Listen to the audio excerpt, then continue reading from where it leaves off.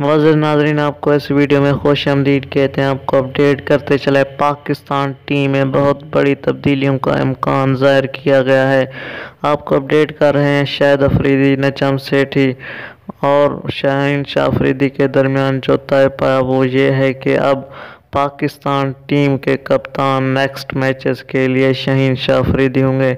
लेकिन ये press conference में अभी फैसला नहीं हो पाया कि अगले मैच के लिए पाकिस्तान के कप्तान कौन होंगे। जी हाँ दोस्तों, अगर हम बात करें, नसीम शाह वो भी इंजरी का शिकार हो गए हैं, लेकिन अब फैसला ये हुआ है नसीम शाह की बजाय मोहम्मद आमिर को वर्ल्ड कप स्क्वाड में शामिल किया जाए।